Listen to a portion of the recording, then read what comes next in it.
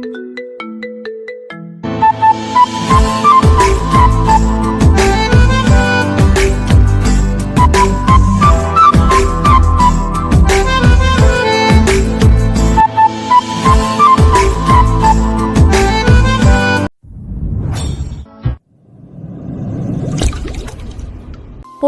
ভীষণ অন্ধকার। রাত 1টা বাজে, চারদিকটা নিস্তব্ধ, শুনশান নীরবতায় ছেয়ে গেছে। পিনপিন নীরবতায় পরিবেশটা বিরাজ করছে। ভয়ঙ্কর রূপ ধারণ করেছে পরিবেশটা। চারিদিকে কালো ঘন আধার, অন্ধকারে কোনো কিছু দেখা যায় না। অন্যদিকে আকাশ থেকে ভেঙে পড়ছে মুষলধারায় আষাঢ় শ্রাবণের বৃষ্টি। বৃষ্টির ফোঁটার কারণে চারদিকটা থই থই শব্দে মুখরিত হয়ে উঠেছে। মাঝে মধ্যে আকাশটা গগন ফাটা চিৎকার দিয়ে হুঙ্কার মেরে গর্জন মারে।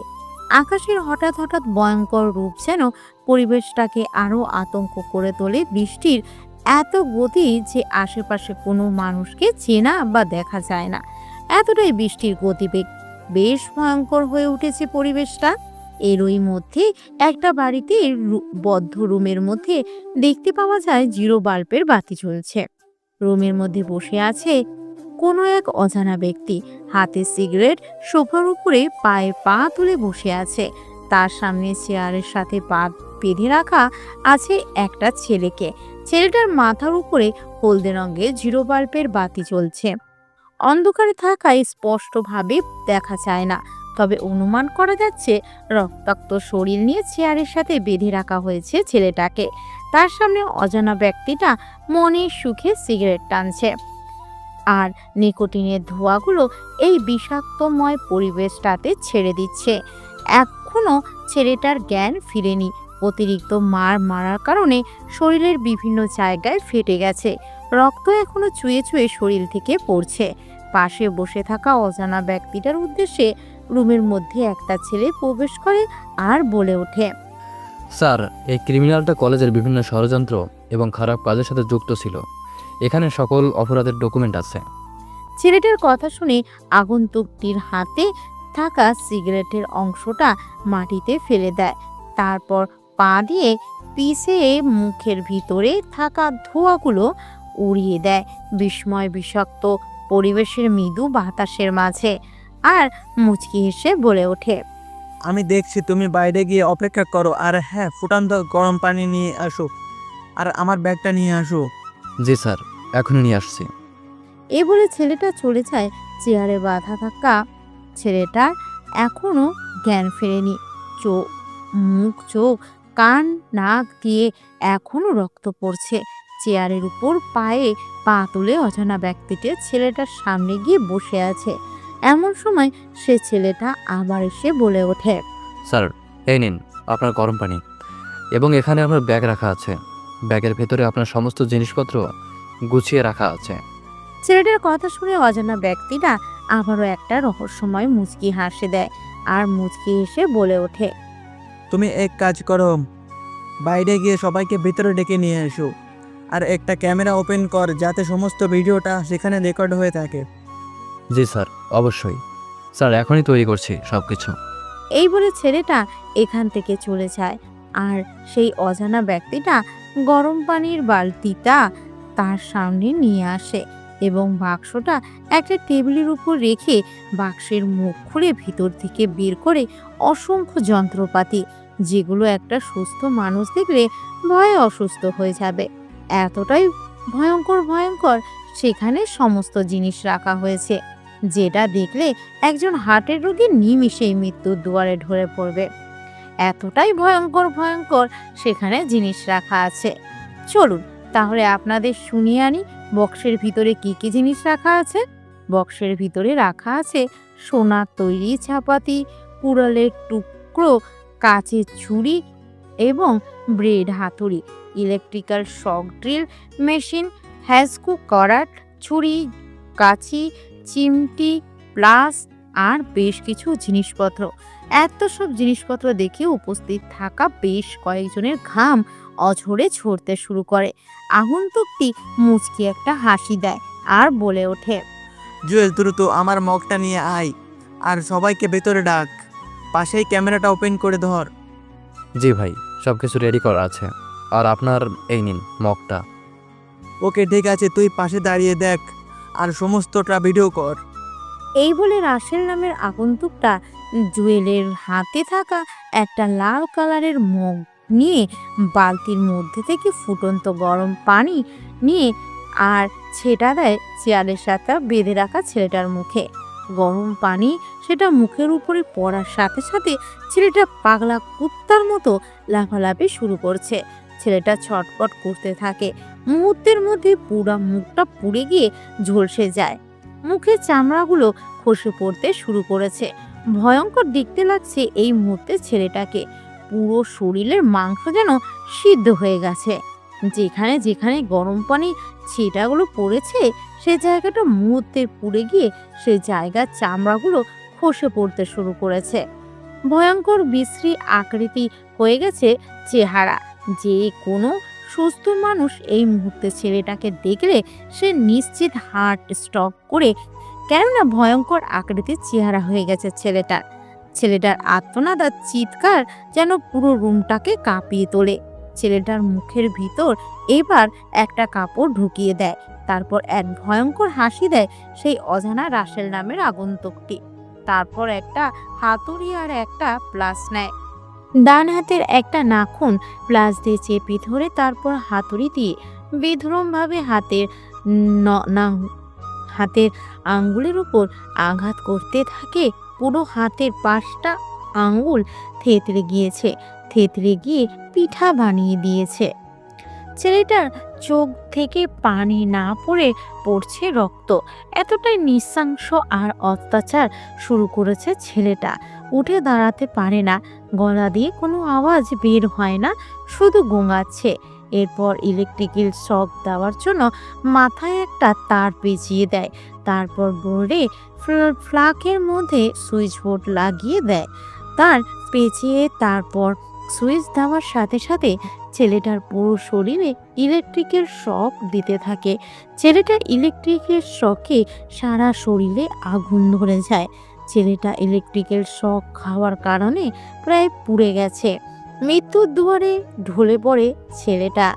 এমন সময় তার মুখের ভিতর থেকে কাপড়টা বের করে রাসেল নামের আগন্তুকটা বলে ওঠে, কিরে এখন সত্যি মুখ খুলবি নাকি তোকে আরো অত্যাচার করতে হবে? চেয়ারের সাথে বাঁধা অবস্থা থাকা ছেলেটা কথা বলতে পারে না। পাগলা কুত্তার মতো জিভাটা মুখের ভিতর থেকে বের করে ফ্লোরের উপরে রেখেছে, কেননা নির্মম অত্যাচারে তার সাথে করা হচ্ছে। ছেলেটা মাথা উঠাতে না পেরে নিচ থেকে বলে ওঠে, ভাই আমাদের মেরো না, আমি এই বিষয়ে কোনো কিছু জানি না। শুধু এতটুকুই জানি ভার্সিটি থেকে বিভিন্ন মেয়ে বা কোনো কিছু পাচার করার দায়িত্ব আমাদের ছিল। উপর থেকে আমাদের নির্দেশ দিত, আমি সেই নির্দেশ অনুযায়ী কাজ করতাম। হ্যাঁ, আমি তো সেটাই জানতে চাচ্ছি যে তোর সাথে কে কে জড়িত আছে। ভাই আমার সাথে কে কে আছে সেটা আমি জানি না, তবে ভার্সিটিতে আমি একাই রাজত্ব করতাম। আর উপর থেকে আমাকে কল করে সব কিছু করতে বলতো। এই সাথে কে কে জড়িত আছে আমি কোনো কিছু জানি না। তোমরা আর আমাকে মেরো না, আমি তোমাদের অত্যাচার আর সহ্য করতে পারছি না। এটা তুই কি করে ভাবলি যে তোকে এত কষ্ট করে ধরার পর ছেড়ে দেব? এই কথাটা বলার পর ছেলেটার একটা চোখ কানা করে দেয়। কলমের নিব দিয়ে গুঁতো দেওয়ার কারণে চোখটা মুহূর্তের মধ্যে কানা হয়ে রক্ত পড়তে শুরু করে। এরপর একটা ছুরি দিয়ে চোখের জায়গা থেকে উপড়ে ফেলে। ছেলেটা গগন কাঁপানো এক চিৎকার দেয়। তারপর বাম হাতের 5 আঙ্গুল কেটে ফেলে। কাটা স্থানে লবণ, কাঁচা লঙ্কার গুঁড়ো, হলুদ সাথে চুন ঢেলে দেয়। ছেলেটার ছটফট করতে থাকে। এই সুযোগে 2 চোখে পেঁয়াজের রস ঢেলে দেয়। ছেলেটার আর্তনাদ আর চিৎকার যেন দেখার মতো নয়। ছেলেটা কান্না অবস্থায় বলে ওঠে, হাই আমি জানি না তোমরা কে, আমি সত্যি বলছি তোমরা আমাকে মেরো না। আমি জানি না তোমরা কে, কেন তোমরা আমাকে এখানে তুলে এনেছো। আমি জানি আমি অপরাধী, আমি অপরাধ করেছি, তাই বলে তোমরা আমাকে এই মরণবিধির যন্ত্রণা দিও না। তোমাদের এই মরণবিধির যন্ত্রণা আর আমি সহ্য করতে পারছি না। এর থেকে তোমরা আমাকে একেবারে মেরে ফেলো। ছেলেটার কথা শুনে উচ্চস্বরে হাসতে থাকে। উপস্থিত থাকা সকলে মিলে তাদের মধ্যে থেকে আগন্তুক রাসেল মুচকি হেসে বলে ওঠে, তুই আমার পরিচয় জানতে চাস? তাহলে মরার আগে তোকে বলে দেই, বাংলাদেশ কমান্ডো বাহিনীর নির্বাহ অফিসার রাসেল শেখ। রাসেল শেখ নামটা শুনে কলিজায় পানির সাথে সাথে শুকিয়ে যায়।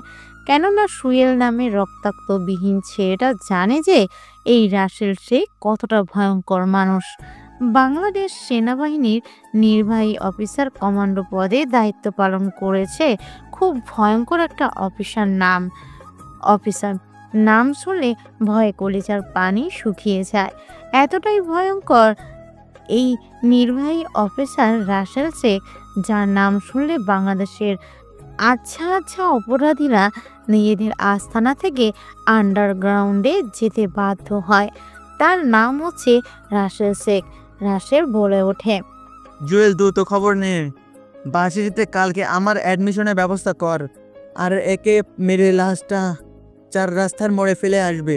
ওকে স্যার, কাজ হয়ে যাবে, কোনো সমস্যা নেই। আর কোনো কথা না বলে ছেলেটাকে একটা টেবিলের উপর শুয়ে দেওয়া হয়। তারপর একটা ধারালো ছুরি ছেলেটার গলার উপর রেখে পাঠা ছাগলের যেভাবে বলি দেওয়া হয় ঠিক সেইভাবে এক কোপে শরীর থেকে মাথাটা আলাদা করে ফেলা হয়। তারপর পাঠা ছাগল যেভাবে বলি দেওয়া হয় সেভাবে বলি দেওয়ার পর ছেলেটা সেখানে ছটফট করতে থাকে। মুহূর্তের মধ্যে চোখের সামনে মৃত্যুর দুয়ারে ঢলে পড়ে সোহেল নামের ছেলেটা। এরপর রাসেল নামের আগন্তুক বেরিয়ে পড়ে গোডাউন থেকে নিজের বাড়ির উদ্দেশ্যে। তারপর জুয়েল সহ বেশ কয়েকজন অফিসার মিলে লাশটাকে ফেলে দিয়ে আসে 4 রাস্তার মোড়ে। পরের দিন সকালে গগন ফাটা এই রোদে ইট পাটকেলের এই শহরে তীব্র আকাশে রোদ উঠেছে। রোদের গতিবেগ এতই যে পিঠের চামড়া পড়ে ঘাম ঝরতে শুরু করেছে। কাঁধে ব্যাগ, হাতে ঘড়ি, চোখে রঙিন সানগ্লাস, পরনে ঢিলঢালা শার্ট, পরনে পুরনো আমলের প্যান্ট, পায়ে ব্রিটিশ আমলের স্যান্ডেল, কাঁধে ছেঁড়া ব্যাগ, চুলগুলো উস্কো এলোমেলো অগোছালো হয়ে গুটিসুটি পায়ে এগিয়ে যাচ্ছে সোনা দেশ বাংলাদেশ রাজশাহী বিভাগের ভার্সিটির সামনে। ভার্সিটির সামনে এসে নাকের কাছে চশমাটা এনে ভার্সিটির নামটা ভালো করে পড়ে আবারও চশমাটা ঠিক করে ভার্সিটির ভিতর পা রাখে ছেলেটা। তারপর আর চোখে এদিক ওদিক তাকিয়ে মুচকি একটা হাসি দিয়ে গুটি গুটি পায়ে আবার সামনে এগিয়ে যেতে থাকে ছেলেটা। ছেলেটা নিজের মতো করে আনমনে হাঁটছিল। হঠাৎ করে ছেলেটা কোনো কিছুর সাথে ধাক্কা খেয়ে পড়ে যায়। ছেলেটা উঠে দাঁড়ানোর আগে কেউ একজন ছেলেটাকে তুলে দাঁড় করায়। তারপর জুতো দিয়ে বেশ কয়েকটা থাপ্পড় মারে। ছেলেটা থাপ্পড় খেয়ে গাল ফেটে গিয়ে রক্ত পড়তে থাকে। ছেলেটার সামনে থাকা কেউ একজন আঙ্গুল তুলে গালি দিয়ে বলে ওঠে, কুত্তা বাচ্চা, তুই কি চোখে দেখতে পারিস না? চোখ কি পকেটে নিয়ে ঘুরিস? জল জীবন্ত একটা মানুষকে এসে ধাক্কা দিয়ে দিলি। ধাক্কা দিয়েছিস তো ঠিক আছে, ধাক্কা দেওয়ার পর আবার তুই ফেলে দিলি। কোন জঙ্গল থেকে যেসব উঠে আসে কিছুই বুঝি না। মেয়েটার কোনো কথা বলে না। বেশ কয়েকটা কথা শুনে তাড়াহুড়ো করে ভার্সিটি থেকে বের হয়ে যায়। ছেলেটা কোনো কিছু বলে ওঠার আগে মেয়েটা চলে যায়। ছেলেটা মুচকি এসে পকেট থেকে একটা রুমাল বের করে গালের রক্তগুলো মুছে নেয়। তারপর আবার গুটি গুটি পায়ের সামনে যেতে থাকে। এমন সময় পিছন থেকে কেউ একজন ডাক দিয়ে বলে ওঠে, এই যে বাংলার খ্যাত স্টাইলিশ হিরো, জঙ্গল থেকে উঠে এলি, এদিকে আর। ছেলেটা এদিক ওদিক না তাকিয়ে নিজের মতো করে হেঁটে চলেছে। কারো কথায় কোনো কিছুর মত নেই। নিজের মতো করে পায়ে হেঁটে সামনে এগিয়ে চলেছে। এমন সময় পিছন থেকে আবারও মেরি কণ্ঠে কেউ একজন বলে ওঠে, কিরে জঙ্গলি, খ্যাত চার চোখওয়ালা, তোকে যে ডাকছি, এদিকে শুনতে পাচ্ছিস না? ছেলেটা এবার থমকে যায়। হঠাৎ করে পিছন থেকে এমন কারো ডাক শুনে আশেপাশে তাকিয়ে দেখতে পায় কেউ নেই। পিছন থেকে আবার বলে ওঠে, আরে দেশি হিরো, বিদেশি খ্যাত তোর পেছনে তোকে ডাকছে। ছেলেটা এবার তার পিছন ঘুরে দেখতে পায় বেশ কিছু মেয়ে বসে আছে। সে মেয়েগুলো তাকে ডাকছে। ছেলেটা কি করবে বুঝতে পারে না। ছেলেটা এবার ভয়ে ভয়ে গুটি গুটি পায়ে সামনে এগিয়ে যায় মেয়েগুলোর কাছে। তারপর সেখানে গিয়ে দাঁড়ায়। আর বলে উঠে মেয়েদের উদ্দেশ্যে। জি আপু, আমাকে ডেকেছেন? আমি এই ভার্সিটিতে নতুন এসেছি। মেয়েটা কোনো কথা বলে না। ছেলেটা এই কথা বলাতে পরপর বেশ কয়েকটা থাপড় দেয় ছেলেটার গালে। ছেলেটা থাপড় খেয়ে হতবাক দৃষ্টিতে সেদিকে তাকায়। ছেলেটা বুঝতে পারে না যে কি কারণে তাকে থাপড় মারলো মেয়েটা। ছেলেটা বলে ওঠে। আপু, আপনি আমাকে থাপ্পড় মারলেন কেন? আমি আবার কি করলাম? ছেলেটার কথা শুনে মেয়েটা আবার মুচকি একটা হাসি দেয় আর বলে ওঠে। আরে খ্যাত, তোকে ডাকছি আর তুই কি না বলছিস কাকে ডাকছিস? শোন, তোকে থাপ্পড় মারলাম এই কারণ তুই এখানে এসে আমাদেরকে সালাম দিসনি। তোকে এতগুলো ডাক দিয়েছি, তারপর তুই শুনিসনি। দ্বিতীয়ত, তুই আমাদের বান্ধবী বর্ষাকে ধাক্কা দিয়েছিস। এখানে দাঁড়িয়ে থাক, বর্ষা আসবে, তারপরে তুই যাবে। আপু, বর্ষাকে আমি তো তাকে চিনি না, আর আমি তো কাউকে ধাক্কা দেই নাই। চুপ, একদম কথা বলবি না, না হলে আরো বেশ কয়েকটা থাপ্পড় দেব, আর থাপ্পড় দিয়ে তোর সব দাঁত ফেলে দেব। ছেলেটা আর কোনো কথা বলে না, চুপটি করে সেখানে দাঁড়িয়ে থাকে। এমন সময় ছেলেটা লক্ষ্য করে বাসটির ভিতরে পাঁচটা বাইক প্রবেশ করেছে। বাইকগুলো স্ট্যান্ড করে সোজা ছেলেগুলো ক্যান্টিনে চলে যায়। তারপর ক্যান্টিনে গিয়ে কি যেন একটা প্যাকেট ক্যান্টিনের ভিতরে রেখে আবার চলে যায় ভার্সিটি প্রিন্সিপালের রুমে। ছেলেটা এই দৃশ্যটা দেখে সেদিকে আর চোখে তাকিয়ে আছে। ছেলেটা আনমনে কিছু একটা ভাবতে থাকে। এমন সময় সুলতানা তাকে ডাকতে থাকে, কিন্তু সেদিকে তার হুঁশ নেই। এমন সময় সুলতানা আরো বেশ কয়েকটা থাপ্পড় দেয় আর বলে ওঠে। ওই দেখ, বর্ষা চলে এসেছে। আজকে তোর কপালে ভীষণ দুঃখ আছে। তুই জানিস না তুই কার সাথে ধাক্কা খেয়েছিস? আপু, আসলে তো আমি ইচ্ছা করে কাউকে ধাক্কা দেই নাই, ওটা তো ধাক্কা লেগে গিয়েছিল। তাদের কথোপকথনের মধ্যে এসে হাজির হয় বর্ষা। বর্ষা এসে দেখতে পায় কলেজ গেটের সামনে যে ছেলেটা তাকে ধাক্কা দিয়েছিল সেই ছেলেটা এখনো সেখানে দাঁড়িয়ে আছে। সে এটা দেখে বর্ষা বলে ওঠে। কি রে, তোরা এই খ্যাতটাকে কোথায় পেলি? যেভাবে তাকে আটকে রেখেছিস সেখানে? আরে কলেজে গেটের সামনে তোকে ধাক্কা দিয়েছিল, সেজন্য ওকে এখানে আটকে রেখেছি। এখন একে কি শাস্তি দেওয়া যায় বল? খুব ভালো করেছিস। এর জন্য আমি ধাক্কা খেয়ে পড়ে গেছি, ব্যথাও পেয়েছি। ওর জন্য আমার কাছে যেতে দেরি হয়ে গেছে। একটুর জন্য আমি সবকিছু হারিয়ে ফেলতাম। আজকে ওকে তো মজা বোঝাবো যে বর্ষাকে ধাক্কা দেওয়ার পরিমাণ কতটা ভয়ঙ্কর হতে পারে, সেটাই আজকে নিজের চোখে দেখতে পারবে। আপু, আমি তো আপনাকে ইচ্ছা করে ধাক্কা দেই নাই, হঠাৎ লেগে গিয়েছিল। প্লিজ আমাকে এবারের মতো ছেড়ে দিন। তোকে ছাড়বো? তুই জানিস আমি কার মেয়ে? আমি ঈশ্বরের সবচেয়ে বড় বিজনেসম্যান এবং রাজনৈতিক নেতা মন্ত্রীর মেয়ে। তুই কি না মন্ত্রীর মেয়েকে ধাক্কা দিয়েছিস? পুরো ভার্সিটি তোকে দেখছে আমায় ধাক্কা দিতে। তোকে এমনিতেই ছেড়ে দিলে ভার্সিটিতে আমার পাওয়ার থাকবে না, কেউ আমাকে ভয় পাবে না। তোকে তো এমনিতে ছেড়ে দিতে পারি না চান্দু। এখন তোকে শাস্তি পেতে হবে। শাস্তির জন্য তুই রেডি হ। প্লিজ আপু, আমার সাথে এমন করবেন না, আমাকে এবারের মতো ছেড়ে দিন, আমি ভুল করেছি। চুপ, আর কোনো কথা বলবি না। এখানে চুপ করে থাক। এই সুলতানা, একটা হকি স্টিক নিয়ে আয় আর কয়েকটা জুতার মালা নিয়ে আয়। একে আজকে পরিয়ে পুরো ভার্সিটি ঘোরাবো, সবাই একে জুতার মালা পরাবি। ছেলেটাকে ছেড়ে দেওয়ার জন্য ছেলেটা আকুতি মিনতি করতে থাকে, কিন্তু কেউ তাকে ছেড়ে দিতে রাজি হয় না। বর্ষার কথা মতো সুলতানা গিয়ে কিছু জুতার মালা নিয়ে আসে, তারপর তাকে পরিয়ে দেয়। এরপর কয়েকটা ছবি তুলে ছেড়ে দেয় সোশ্যাল মিডিয়াতে। তারপর সবাই মিলে উড়াধারা মারতে থাকে রাসেলকে। রাসেল এতজনের হাতে মার খেয়ে মাটিতে পড়ে আছে, শরীরটা রক্তে রক্তাক্ত হয়ে গেছে। অনেক মার মেরেছে, মার খাওয়ার জন্য মাটিতে পড়ে গড়াগড়ি খাচ্ছে। বর্ষা বলে ওঠে। আজকের মতো হয়ে গেছে, ওকে আর মায়েরা লাগবে না, ওকে ছেড়ে দে তোরা। ও বুঝে গেছে আমি মন্ত্রীর মেয়ে, কতটা ডেঞ্জারাস এবং ভয়ানক। সে আর কখনো আমার সাথে লাগতে আসবে না। আমার সাথে লাগলে এর পরিণাম খুব খারাপ হবে। এই বলে বর্ষা ও তার দলবল সেখান থেকে চলে যায়। ছেলেটা এখনো মাটিতে পড়ে আছে। অন্য দিক থেকে একটা ছেলে তার বাইকে করে ভার্সিটির মাঠে প্রবেশ করতে যায়। এমন সময় রাসেলকে মাটিতে পড়ে থাকতে দেখে ছেলেটা বাইক স্ট্যান্ড করে রাসেলের হাত ধরে ছেলেটা রাসেলকে তুলে দাঁড় করায়। ছেলেটা বলে ওঠে। তুমি কে? আর তুমি এভাবে মাটিতে পড়ে আছো কেন? তোমাকে দেখে তো মনে হচ্ছে কেউ তোমাকে মেরেছে। ছেলেটা ক্লান্ত শরীর নিয়ে হালকা মৃদু হেসে ছেলেটার উদ্দেশ্যে বলে ওঠে। আমি রাসেল, এই ভার্সিটিতে নতুন অ্যাডমিশন নিয়েছি। তোমাকে দেখে তো মনে হলো অনেক মার মেরেছে কেউ একজন। তোমাকে ভার্সিটির কে এত অত্যাচার করলো শুনি তার নাম?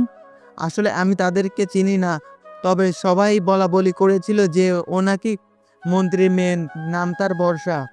ওই বর্ষাকে তো আমি দেখে নেব। মন্ত্রীর মেয়ে হয়েছে বলে কি সে কি নিজেকে প্রধানমন্ত্রী ভাবতে শুরু করেছে? আচ্ছা, তুমি কোন ক্লাসে পড়ো? আমি এবার অনার্স দ্বিতীয় বর্ষে ভর্তি হয়েছি। তুমি তো তাহলে আমাদের ক্লাসের সেম ইয়ারে পড়ো। আচ্ছা, তাহলে আজ থেকে আমরা বন্ধু।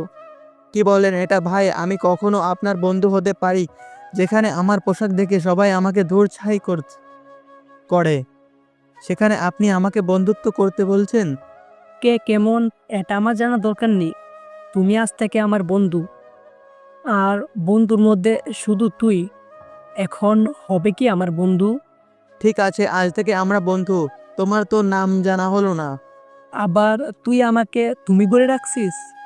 বললাম না শুধু তুই বলে ডাকবি। আর হ্যাঁ, আমি রাজ। ওকে বন্ধু, ঠিক আছে, চল ক্লাসে যাই। রাজ রাসেলকে ক্লাসের ভিতরে যেতে বলে, নিজে বাইকটা স্টেশন করতে চলে যায়। রাসেল নিজের মতো করে ভার্সিটিটা চারিদিক দিয়ে ঘুরে দেখতে থাকে। এমন সময় তার মনে পড়ে ভার্সিটিতে বেশ কয়েকজন বাইক নিয়ে প্রবেশ করেছিল এবং তারা রুমের ভিতর প্রবেশ করেছিল। পেন্সিলের সেদিকে তার মনে ছিল না। মনে পড়তে রাসেল গুটি গুটি পায়ে প্রিন্সিপালের জানালার কাছে গিয়ে দাঁড়ায়। ভেতরে ছেলেগুলো বলছে, প্রিন্সিপাল সাহেব, এবারে প্রায় 50 কোটি টাকার মাল সাপ্লাই হয়েছে। আপনার এখানে থেকেই প্রায় 70টা মেয়ে পাচার হয়েছে। সব টাকা ব্যাংকে রাখা আছে। ঠিক আছে, তোরা মন দিয়ে শোন। হুটহাট করে তোরা কলেজে আসবি না। আমি খবর পেয়েছি বাংলাদেশের সেনাবাহিনীর কমান্ডো এক অফিসার এই শহরে চলে এসেছে, ছদ্মবেশে আছে। কেউ তাকে আজ পর্যন্ত দেখতে পায়নি। যে দেখেছে তাকে পৃথিবী থেকে সরিয়ে দিয়েছে। সে খুব দূরসর অফিসার, সাবধানে কাজ করবি। কোনো অফিসার আমাদের কোনো কিছু করতে পারবে না। যতক্ষণ আমরা ভার্সিটিতে আসি ততক্ষণ কোনো অফিসার এখানে পা রাখতে পারবে না। এখানে আমাদের অসংখ্য ছেলেপেলে ছদ্মবেশে আসে, তাই নিশ্চিন্তে থাকুন। হোস্টেলে আরও 10টা মেয়েকে আটকে রাখা আছে, ওদেরকে আজকে নিয়ে পাচার করবে লন্ডনের দেশে। ওখানে আমার কন্ট্যাক্ট হয়েছে কয়েকজনের সাথে। 8 কোটি দিতে চেয়েছে 10টা মেয়ের জন্য। ঠিক আছে প্রিন্সিপাল সাহেব, কাজ হয়ে যাবে। কোথায় ডেলিভারি দিতে হবে? তোরা রাতে 1টার দিকে রাঙামাটি যাবেই, সেখান থেকেই ওই ট্রাকে পাঠাবে। ওখান করেই হেলিকপ্টার করে ওরা ওদের দেশে নিয়ে যাবে। ঠিক আছে প্রিন্সিপাল সাহেব, কাজ হয়ে যাবে। আর টাকাগুলো আপনি ব্যাংকে থেকে তুলে আনেন, কাজে লেগে যাবে। ছেলেগুলো বলে ছেলেগুলো বেরিয়ে যায়। এটা শুনে রাসেল একটা মুচকি হাসি দেয়। তারপর রাসেল গুটি গুটি পায়ে নিজের ক্লাসরুমের উদ্দেশ্যে রওনা দেয়। পুরো ক্লাস ফুল হয়ে গেছে, একটা বেঞ্চ ফাঁকা নেই। ছাত্রছাত্রী দিয়ে পুরো ক্লাসরুম ভরপুর, শুধু সামনের সিটটা ফাঁকা আছে। রাসেল আর কোনো কিছু না ভেবে এদিক ওদিক না তাকিয়ে সামনের সিটে বসে পড়ে।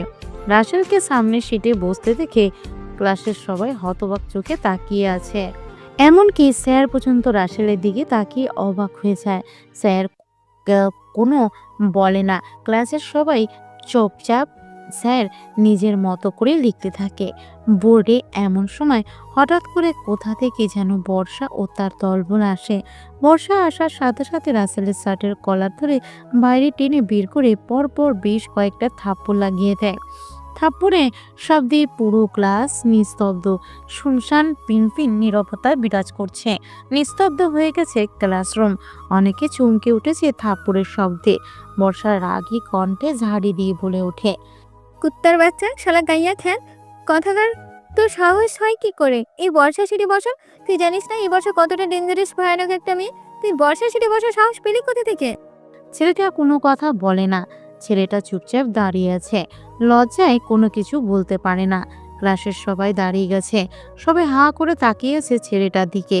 বর্ষা আবার বলে ওঠে, কি রে জঙ্গলি খ্যাত গাইয়া ভূত কোথাকার, এখন কথা বলছিস না কেন? এভাবে কলা গাছের মতো দাঁড়িয়েছিস কেন? তোকে জিজ্ঞাসা করছি, কোন সাহসে তুই এই বেঞ্চে বসেছিস? সাহস কোথায় পেলি? রাসেল নামে ছেলেটা এবার অনেক সহ্য করেছে। ধৈর্যর ভাত তার ভেঙে গেছে। সে নিজেকে সামলাতে পারে না। পরপর বেশ কয়েকটা থাপ্পড় লাগিয়ে দেয় বর্ষার গালে আর ঝাড়ি দিয়ে বলে ওঠে, আমার ইচ্ছে হয়েছে তাই আমি এখানে বসেছি, এতে কাউকে কৈফিয়ত দিতে আমি বাধ্য নই। হাউ ডিয়ার ইউ, তোর সাহস কি করে হয়? রাসেল কোনো কথা বলে না। রাসেল চুপচাপ দাঁড়িয়ে আছে। রাসেলের এমন হতবাক করা কাণ্ড দেখে ক্লাসরুমের সবাই দাঁড়িয়ে যায়, কেননা এই প্রথম কেউ ভার্সিটির মধ্যে ক্লাসের ভিতরে বর্ষার গায়ে হাত দিয়েছে। যেখানে বর্ষা কিনা সবাইকে র্যাগিং করতো, আজকে সেই বর্ষাকে কোথাকার কোন ছেলে এসে অপমান করেছে, বর্ষাকে এতগুলো থাপ্পড় দিয়েছে। সবাই হতবাক হয়ে যায়, এমনকি স্যার পর্যন্ত চমকে উঠেছে। রাসেলের করা কর্মকাণ্ডে বর্ষা আবার বলে ওঠে, তোর সাহস কি করে হয়? তুই আমার গায়ে হাত দিয়েছিস, এই মন্ত্রীর মেয়ের গায়ে হাত দিয়েছিস। তুই হয়তো ভুলে গেছিস যে আমার বাবা একজন মন্ত্রী আর আমি তার একমাত্র মেয়ে বর্ষা। যেখানে আমার বাবা আমার শরীরে আজ পর্যন্ত হাত তুলেনি, সেখানে তুই কিনা আমাকে পুরো ক্লাসরুমের এতগুলো ছেলে মেয়ের সামনে থাপ্পড় মেরেছিস। এর পাল্টা জবাব তোকে আজকে আমি বোঝাবো। তুই শুধু এখানে থাক, তোকে আজকে লাশ হয়ে তোর বাড়িতে ফিরতে হবে। রাসেল কথা শুনে হাসতে থাকে, যেন রাসেল পাগল হয়ে গেছে। বর্ষার কথা শুনে রাসেলের এরকম হঠাৎ পাগলের মতো হাসি দেখে সবাই ভ্যাবাচ্যাকা খেয়ে যায়। কি বলবে কি করবে বুঝতে পারে না। রাসেল মুচকি হেসে বলে ওঠে, তোর কোন বাপকে নিয়ে আসার আছে নিয়ে আয়, আমিও দেখে নিব। শালা খ্যাত কোথাকার, তোর এত বড় সাহস যে তুই আমাকে তুইতকারি করে অপমান করছিস। তোর যদি আজকে জিব্বাটা কেটে রাস্তার কুকুরকে না খাওয়াতে পেরেছি, তাহলে আমার নাম বর্ষা না, তোকে আজকে জেলের ভাত খাইয়েই ছাড়বো আমি।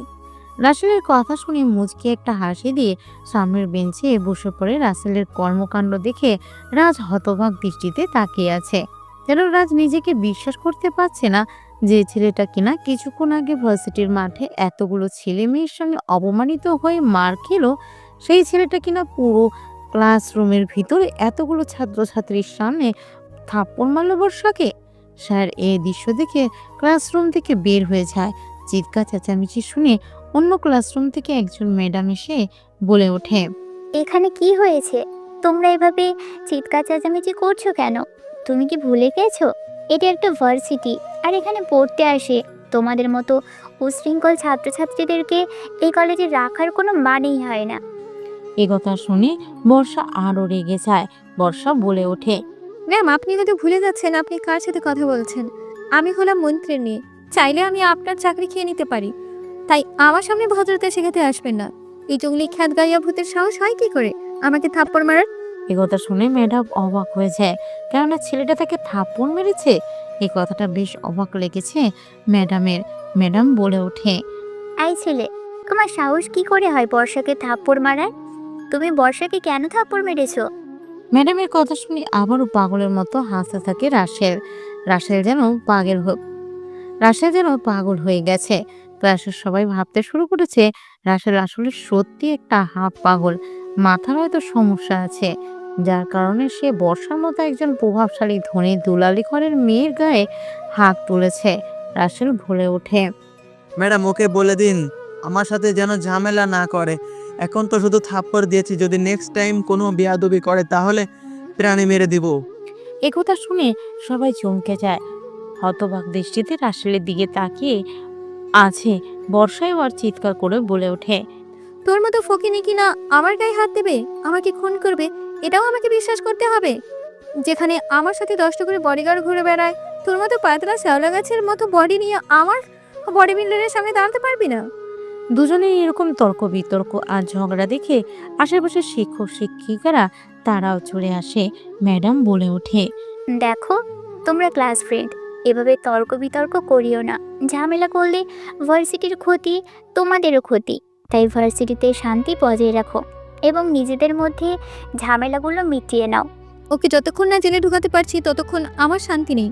ওকে আজকে ভার্সিটি থেকে চিরদিনের জন্য বিদায় করব। এই বর্ষার গায়ে হাত দিয়েছে ও। এই বলে ক্লাসরুম থেকে বেরিয়ে পড়ে বর্ষা।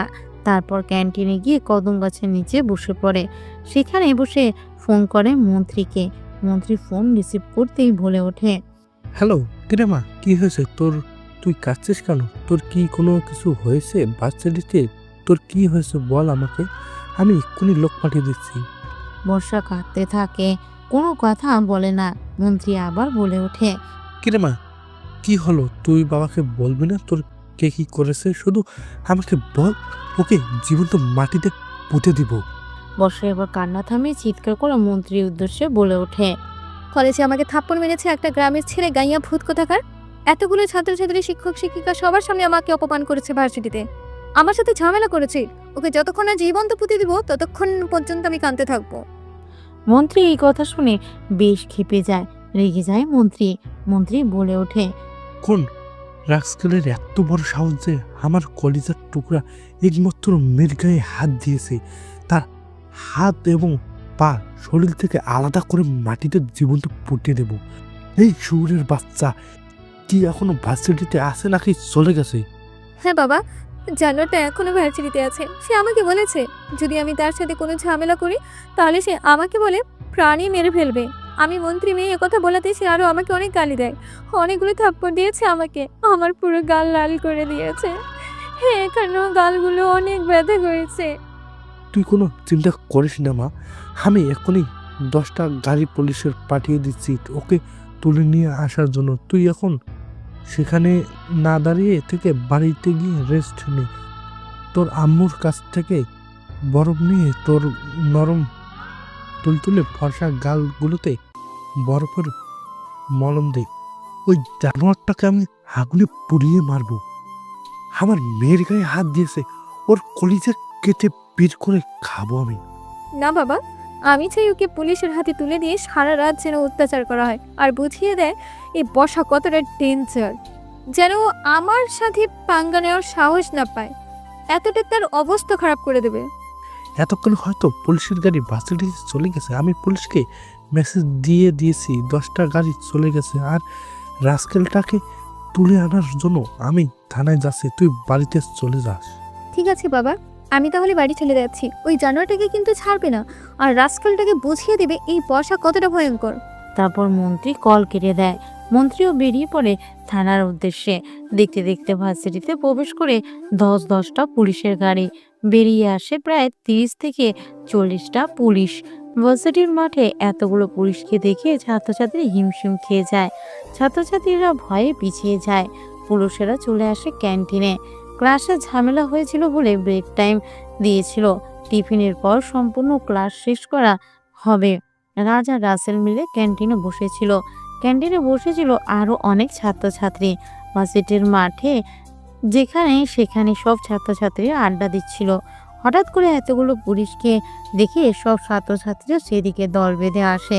পুলিশগুলো সোজা বর্ষার কাছে গিয়ে পুলিশ সুপার সুইটি বলে ওঠে, আচ্ছা, আপনাদের মধ্যে বর্ষাকে মোদির মেয়ে আমাদের মোদি সাহেবে পাঠিয়েছেন। বর্ষা কোনো এক রাজার নামে ছেলে নামে থানায় মামলা করা হয়েছে। ছেলেটিকে আমরা তুলে নিতে এসেছি।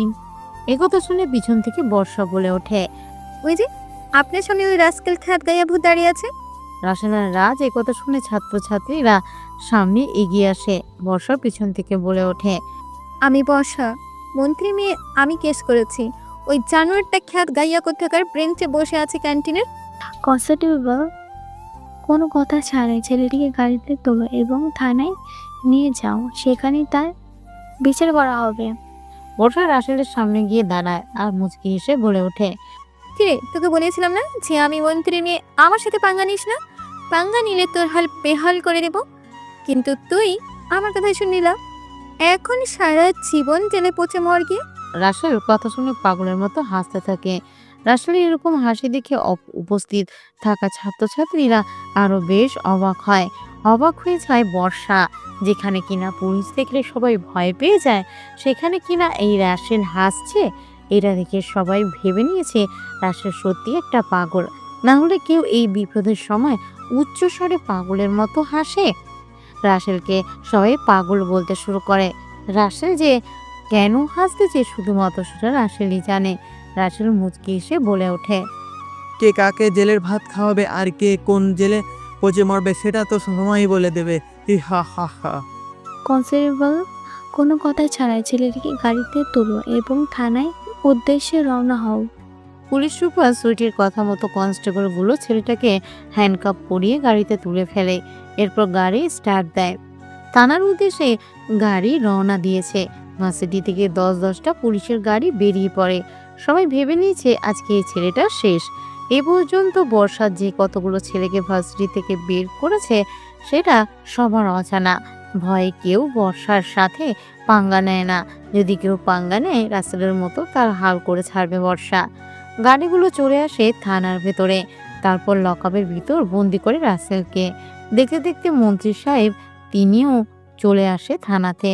থানাতে ঢুকতে ঢুকতে বলে ওঠে, কোন শালা কুত্তার বাচ্চা, শুয়োরের বাচ্চা, জানোয়ার সাহস হয় কি করে আমার মেয়ের গায়ে হাত তোলা?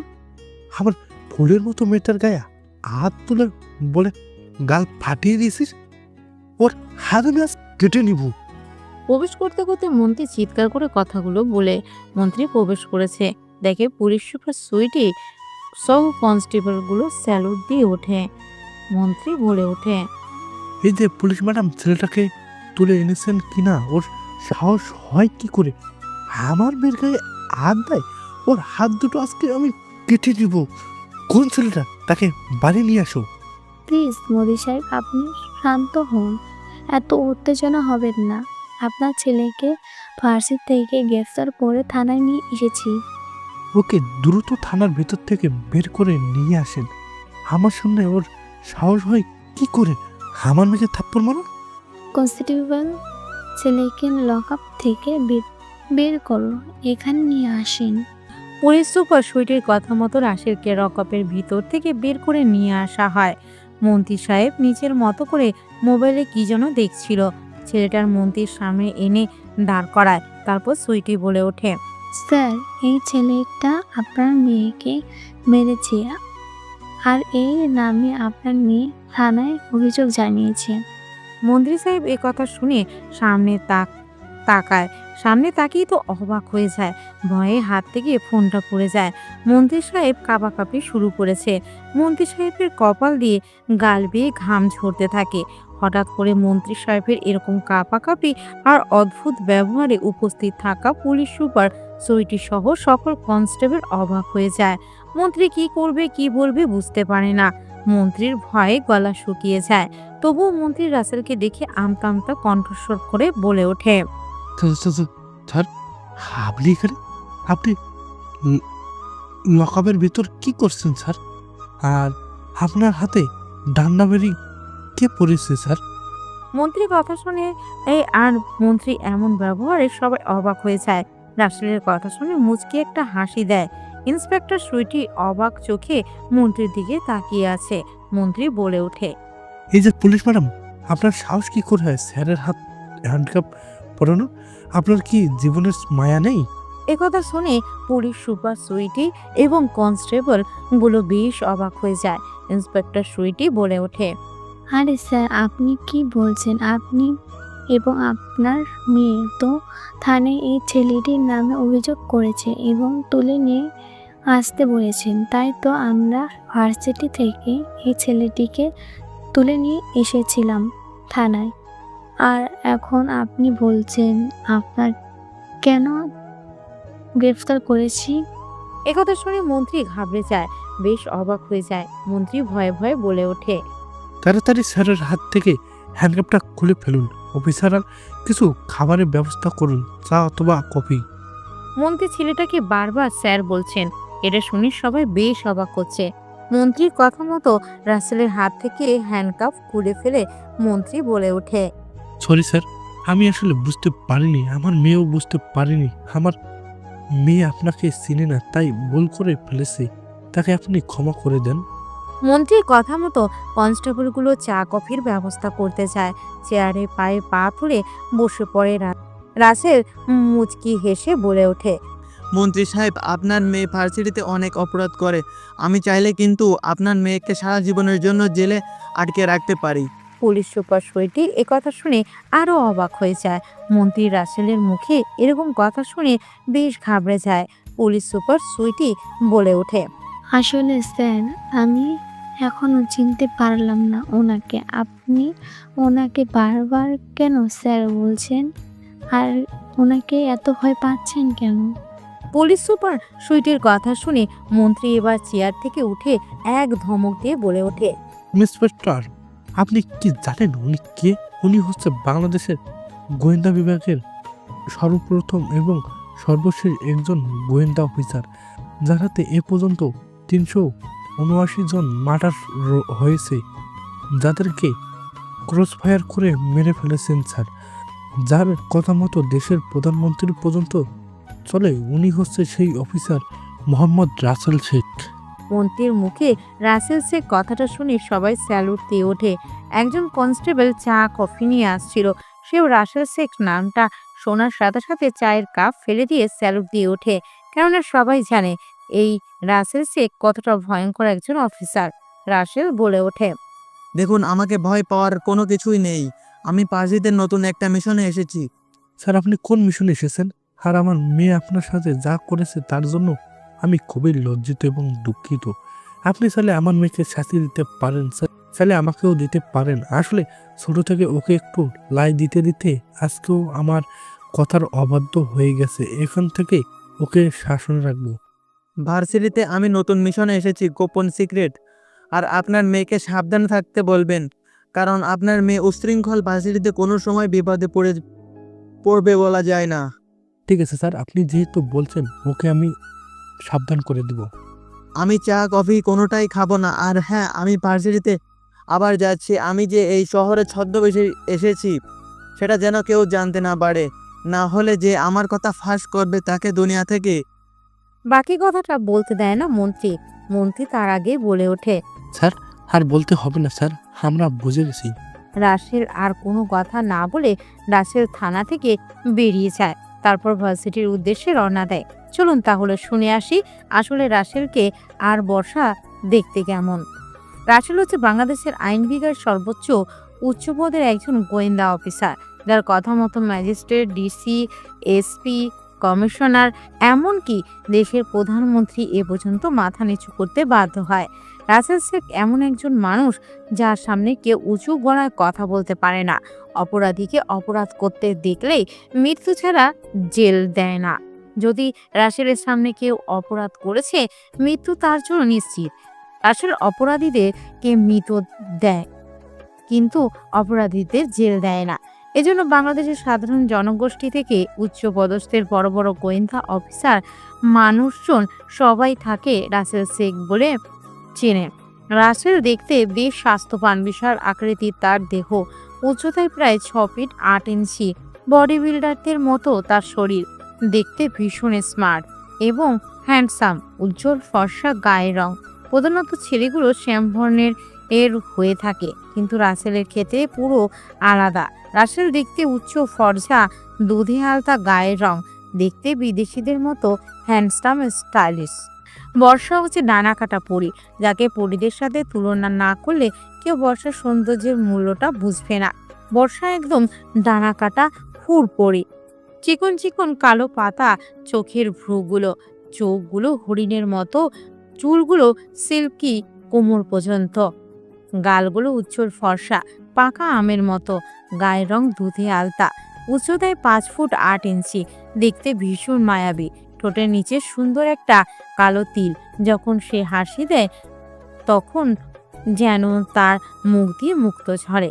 তবে বর্ষা খুব অহংকারী এবং দেবাগী। বাবা মন্ত্রী, বাবার কোটি কোটি টাকা আছে বলে ভার্সিটিতে কাউকে পাত্তা দেয় না, স্যারদেরকেও সে সম্মান করে না। উচ্ছৃঙ্খল এবং র্যাগিংয়ের শিকার করে বিভিন্ন ছাত্রছাত্রীকে। অহংকারী বর্ষা কাউকে তোয়াক্কা করে না, কারণ বাপের কোটি কোটি টাকা আছে বলে। দেখতে দেখতে ভার্সিটিতে প্রবেশ করে রাসেল। রাসেলকে দেখে ভার্সিটি উপস্থিত থাকা শিক্ষক, শিক্ষিকা, ছাত্রছাত্রী সবাই অবাক হয়ে যায়। এমনকি উপস্থিত থাকা বর্ষাকে রাসেলকে দেখে টাসকি খেয়ে যায়। রাসেলকে জল জীবন্ত পায়ে হেঁটে ভার্সিটির মাঠে প্রবেশ করতে দেখে হাঁ করে তাকিয়ে আছে। কেউ কোনো কথা বলতে পারে না, কথা বলার ভাষা হারিয়ে ফেলেছে। বর্ষা তো এখনো নিজের চোখে বিশ্বাস করতে পারছে না। বর্ষা সুলতানার উদ্দেশ্যে বলে ওঠে, কি রে সুলতানা, আমি কি নিজের চোখে দেখছি নাকি আমি ভুল দেখছি? কি করে এটা সম্ভব? আমি তো আমার নিজের চোখে বিশ্বাস করতে পারছি না যে আমি স্বপ্ন দেখছি না বাস্তবে দেখছি। বর্ষার কথা শুনে এবার সুলতানা বলে ওঠে, না রে বর্ষা, তুই যেটা দেখছিস আমিও ঠিক সেটাই দেখছি। আমিও বুঝতে পারছি না জলজীবন তো একটা মানুষ কি করে ভার্সিটির পায়ে হেঁটে উপস্থিত হতে পারে। আমি তো এখন নিজেকে বিশ্বাস করতে পারছি না। একাই ছেলেটি কি করে জেল থেকে বের হয়ে আসলো, যেখানে আমার বাবা আর আমি নিজে থানায় কমপ্লেন করেছি, সেখানে কিনা আমাদের কমপ্লেন উইথড্র করে ছেলেটাকে বের করে দিয়েছে। ওই অফিসারকে তো আমি শেখাবো, তারা আমি বাবাকে কল দিই। এই বলে পকেট থেকে বর্ষা ফোনটা বের করে মন্ত্রীর উদ্দেশ্যে কল করে। ফোনটা রিসিভ করতে বর্ষা বলে ওঠে, হ্যালো বাবা, তুমি কোথায়? ওই গাইয়া খ্যাত ছেলেটা তো আবার কলেজে এসেছে। তুমি এই ছেলেটাকে থানায় আটকে রাখতে পারলে না কেন? মন্ত্রী সাহেব বর্ষার মুখে এই কথা শুনে অবাক হয়ে যায়। ভয়ে কিছু বলতে পারে না, কেননা বললে বিপদ, না বললেও বিপদ। মন্ত্রী কি করবে বুঝতে পারে না। অবশেষে মন্ত্রী মেয়ের উদ্দেশ্যে বলে ওঠে, দেখ মা, ওই ছেলেটার সাথে কোনো ঝামেলা করিস না। ছেলেটা গরিব অনাথ, তাই তাকে ছেড়ে দিছি। ছেলেটা খুব ভালো, আমাকে অনেক সম্মান করে। গরিবের বিপদে পাশে দাঁড়াই। তুই তার সাথে খারাপ ব্যবহার করিস না। বাবা, আমি তোমার কলিজার একমাত্র মেয়ে। তুমি কি না আমার কথা না শুনে একটা গাইয়া খ্যাত কোথাকার জঙ্গলের কথা শুনেছো? দেখ মা, আমি যেটাই বলেছি সেটাই শেষ কথা। তুই যেমন আমার প্রাণের প্রিয় একটা জিনিস, আমার কলিজার ঠিক ওই ছেলেটা আমার কাছে অনেকটা। বর্ষা কোনো কথা বলে না, কলটা কেটে দেয়। বর্ষা মনে মনে ভাবতে থাকে, কে এই ছেলে যার জন্য বাবা ভয়ে ছেলেটাকে ছেড়ে দিল? এই ছেলেটা সম্বন্ধে আমাকে জানতে হবে। কে এই ছেলে? কোথা থেকে উঠে এসেছে এই ভার্সিটিতে? আর কেনই বা হঠাৎ করে এই ছেলে ভার্সিটিতে এসেছে পড়তে? এত গরিব, এত দামি একটা ভার্সিটিতে কেন সে ভর্তি হয়েছে? সব কিছু খুঁজে বের করতে হবে। অন্যদিকে পায়ে হেঁটে ভার্সিটির ভিতরে প্রবেশ করছিল রাসেল। রাসেলকে দেখে সবাই হতবাক হয়ে গেছে। রাসেলকে দেখে রাজ বলে ওঠে, কিরে রাসেল, তোকে না পুলিশে ধরে নিয়ে গেল?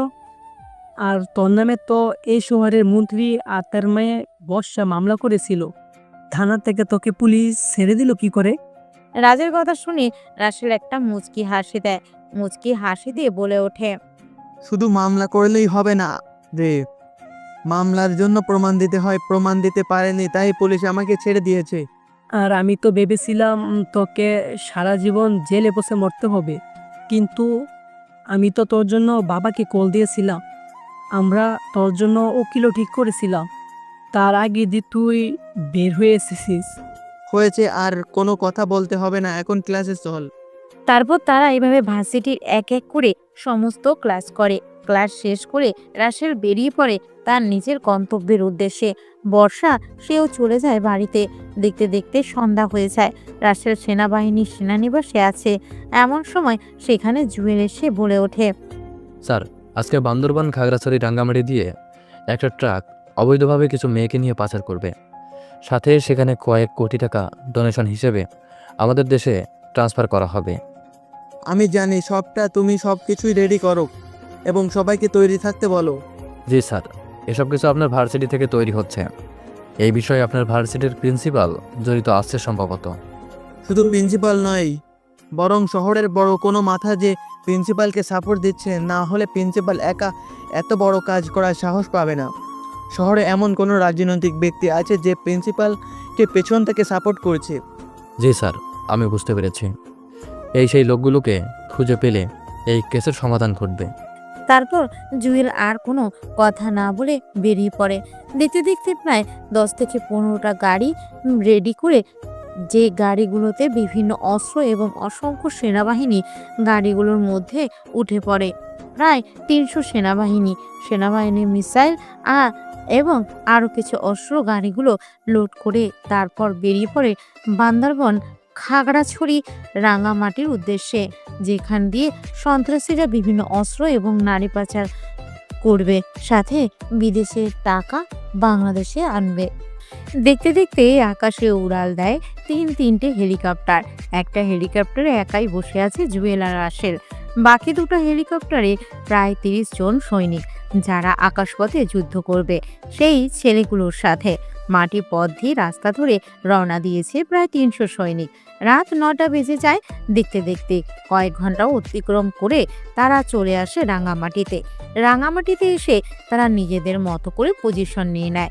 ছড়িয়ে ছিটিয়ে চারিদিকে সেনাবাহিনী ছড়িয়ে ছিটিয়ে রয়েছে। ওভারব্রিজের উপর এবং বালুর ওপাশে গাছের আড়ালে পাহাড়ের নিচে, পাহাড়ের উপরে আকাশপথে আছে বাংলাদেশ সেনাবাহিনী এবং বাংলাদেশ ভয়ঙ্কর গোয়েন্দা অফিসার রাসেল শেখ। সবাই সবার মতো পজিশন নিয়ে নেয়। হঠাৎ করে পরপর 4-4টে ট্রাক এসে উপস্থিত হয় ওভারব্রিজের উপরে। সবাই সতর্ক হয়ে যায়। এক দৃষ্টিতে সবাই তাকিয়ে আছে বাংলাদেশ সেনাবাহিনীর হাতে আছে মিসাইল, AK-47, রাইফেল, স্নাইপার, বোমা, ককটেল এবং শত্রুর সাথে মোকাবেলা করার জন্য বুলেট প্রুফ জ্যাকেট। ছেলেগুলো চারিদিক দিয়ে ঘিরে ধরেছে। ট্রাকের ভিতর থেকে বের করা হয় প্রায় ১৫০টি মেয়েকে। মেয়েগুলোর হাত ও মুখে ট্যাপ দিয়ে বাঁধা রেখেছে। প্রায় ৪-৫০০ ছেলে পেলে হবে।